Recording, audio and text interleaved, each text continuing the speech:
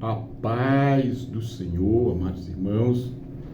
Gravando esse vídeo aqui para tirar algumas dúvidas de uma irmã que me perguntou e aproveitando também já deixar ele aí para quem quiser tirar suas dúvidas. E o assunto hoje é falar em línguas estranhas. Há no momento debates, questionamentos, posições de teólogos que criticam o falar em línguas estranhas e que tenta colocar isso como algo lá do dia de Pentecoste, que houve ali uma cessação desse dom. Então é preciso a gente dar uma olhada com mais profundidade na Bíblia e assim ter o esclarecimento necessário para a gente não ceder a esses modismos que estão surgindo nos últimos dias, de tentar barrar a ação do Espírito Santo no meio da igreja e, em outras ocasiões, limitar esse agir do Espírito Santo em nosso meio. Isso está virando uma moda. O YouTube está cheio de pregadores, mestres, doutores que estão tentando colocar na cabeça do povo pentecostal que não é necessário dar lugar ao Espírito Santo, o que eles chamam de exagero, o que chamam de tantas coisas. Mas vamos dar uma olhada na palavra. Eu quero começar com os amados irmãos analisando Marcos, capítulo 16, versículo 17. Está escrito: "E estes sinais seguirão aos que crerem. Em meu nome expulsarão os demônios e falarão em outras línguas." Aqui, no que nós chamamos de a grande comissão de Cristo, já está relatado que aqueles que crescem nele iriam falar em outras línguas ou em novas línguas. Portanto, nós temos aqui já uma evidência clara do falar em línguas estranhas. Continuando em Atos dos Apóstolos, no capítulo 10, o versículo 44, diz assim: "E aconteceu que, enquanto Pedro ainda pronunciava estas palavras, o Espírito Santo desceu de repente sobre todos que ouviam a mensagem. Aqueles crentes judeus que viram com Pedro ficaram admirados do que o dom do Espírito estivesse sendo derramado, inclusive sobre os gentios, porquanto os ouviam-se expressamente em línguas estranhas, exaltando a Deus. Diante disso, exclamou Pedro: será possível que alguém ainda recuse a água, impeça que estes sejam batizados? Eles, assim como nós, receberam o mesmo Espírito Santo." Aqui, para quem diz que as línguas estranhas foram simplesmente no dia de Pentecoste, já entra uma contradição, porque aqui Atos 10 é a casa de Cornélio, um gentio, e aqui está relatado que eles falaram em línguas estranhas também. Então não há como dizer que isso foi algo só do dia de Pentecoste. Isso vai além. Continuando, nós podemos ver também outras referências. Por exemplo, Atos, capítulo 19, versículo 6. "Quando Paulo lhe impôs as mãos, veio sobre eles o Espírito Santo e começaram a falar em línguas e a profetizar." Aqui é quando Paulo chega a cidade de Éfeso, ele encontra um grupo de irmãos ali que só conhecia o batismo de João Batista, e Paulo ora com aqueles irmãos, impõe as mãos sobre aqueles irmãos, e eles são batizados com o Espírito Santo e falam em línguas e profetizam. Portanto, não tem como negar isso aqui. 1 Coríntios, capítulo 12, versículo 7. "A cada um, contudo, é concedida a manifestação do Espírito, com a finalidade de que todos sejam beneficiados." Versículo 8. "Pelo Espírito, a um é dada a palavra da sabedoria, a outro, pelo mesmo Espírito, a palavra do conhecimento, a outro, pelo mesmo Espírito, é outorgada a fé, e a outro, pelo único Espírito, dons de curar, a outros, a operação de milagre, a outros, a profecia, a outro, discernimento de espírito, a outro, variedade de língua, e ainda outro, a interpretação de língua." Até o versículo 10. Aqui, novamente, falado abertamente sobre as línguas estranhas. E Paulo está dizendo que é pelo Espírito Santo que eles recebem esse dom de falar em língua. Portanto, fica muito claro que não tem como negar essa manifestação do batismo do Espírito Santo, evidenciado pelo falar em línguas estranhas. Tentar negar isso é ir contra a própria palavra de Deus. E nós temos que ficar bem atento, porque essas pessoas, eles farão de tudo para negar essas verdades.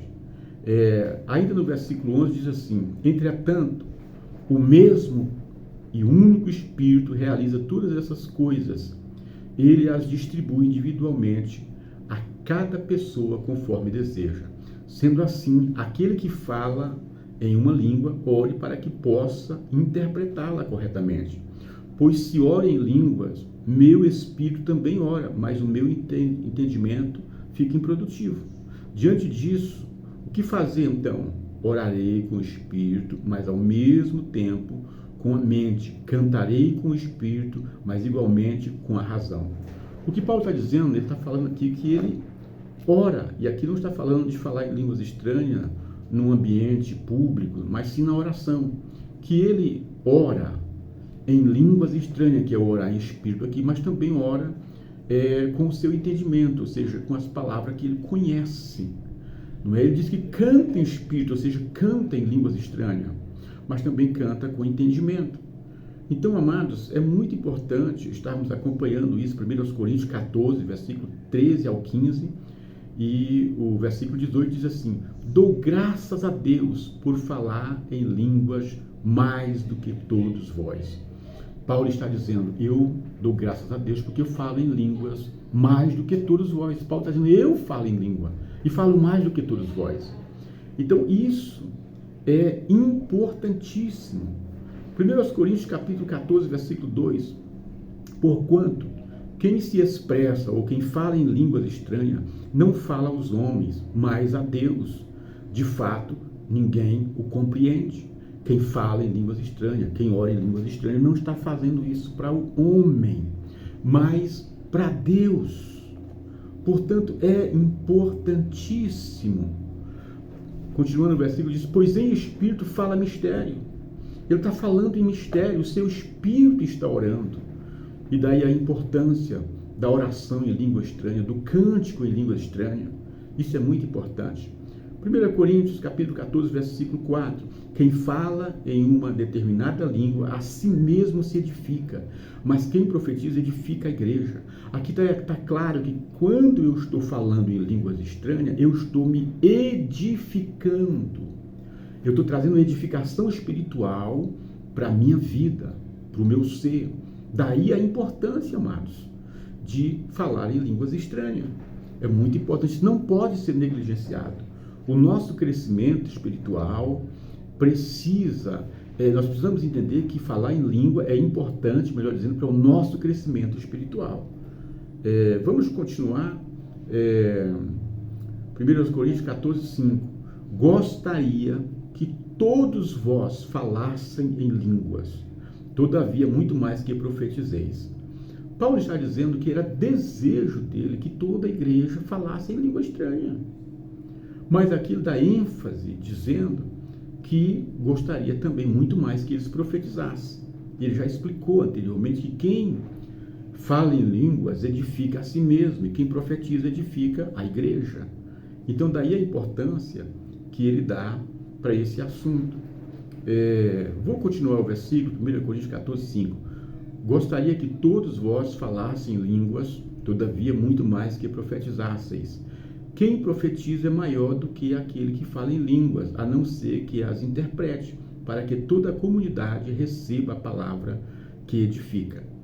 O que ele está dizendo é que o falar em línguas estranhas é algo que vai edificar aquele que está falando, isso somente. Mas quando profetizamos, edificamos a igreja. Por isso aí é mais importante. 1 Coríntios 14, 19. Concluindo, caros irmãos, aperfeiçoai com zelo o dom de profetizar, e não proibais falar em línguas. Paulo, homem escolhido de Deus, está dizendo, não proibais falar em línguas. E aqui, amados, entra uma preocupação minha, porque essas pessoas, eles estão tentando, de todas as formas, barrar a operação do Espírito Santo. E isso é matar a igreja.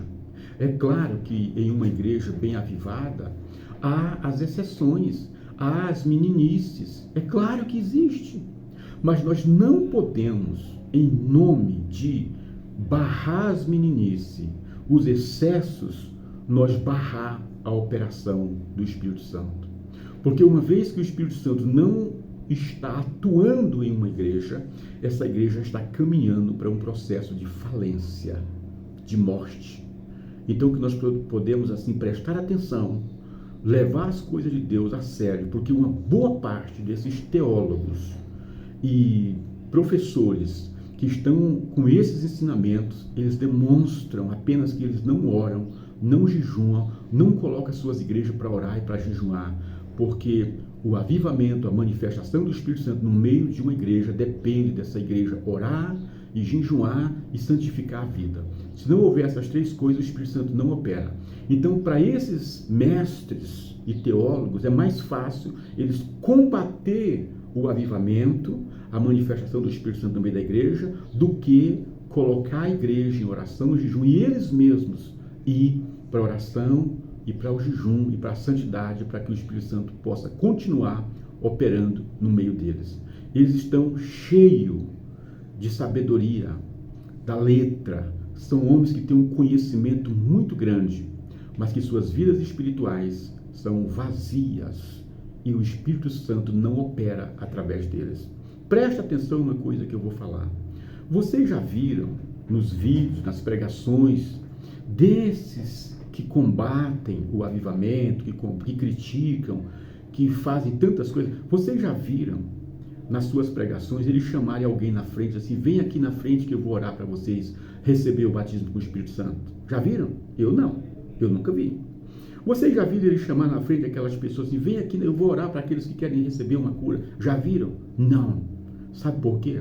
Porque eles não têm a unção do Espírito Santo em suas vidas. Eles têm muito conhecimento. E como eles sabem que não tem unção do Espírito Santo, porque não buscam, então eles não chamam, para não passar vergonha. São homens vazios de Deus e cheios de letras. Precisamos tomar cuidado. A Bíblia diz, crescei na graça e no conhecimento. Então, amados, eu quero deixar essa palavra para os amados irmãos refletirem e que nós possamos, assim, estudar a palavra de Deus, ler a Bíblia, para não sermos enganados por esses falsos profetas que estão por aí, distorcendo a palavra de Deus e levando a igreja a uma morte espiritual. Meu muito obrigado. Deus abençoe a todos.